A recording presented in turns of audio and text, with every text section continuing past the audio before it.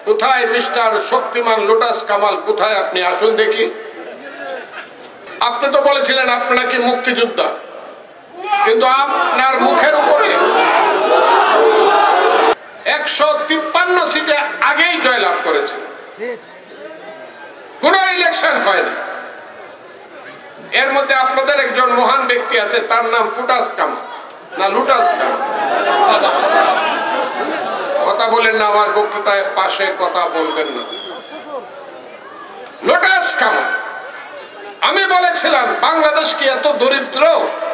Lotus Kamal ফুটাস কামালের মতো লোকেরা একটা দেশের অর্থমন্ত্রী হবে? তারা নিজেরা লুট করেছে, তাদের পরিবার পরিজনেরা লুট করেছে, আত্মীয় স্বজনেরা লুট করেছে, দেশকে তামা বানিয়ে দিয়েছে, জেলে জেলে কাটিয়েছে বাংলাদেশের সমস্ত রাজনৈতিক দলের নেতা কর্মীরা, বিরোধী দলে।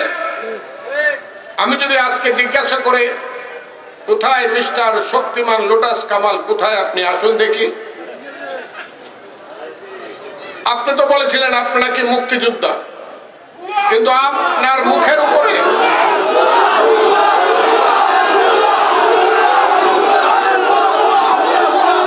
লোটাস কামাল, আপনি মানুষের হৃদয়ের ঘন্টার ধ্বনি শুনে যান।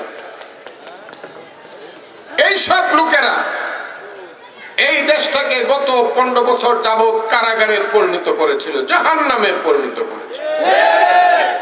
14 সনে ভোট হয় নাই, বিনা ভোটে এমপি হয়েছে, বিনা ভোটে মন্ত্রী হয়েছে, বিনা ভোটে প্রধানমন্ত্রী হয়েছে।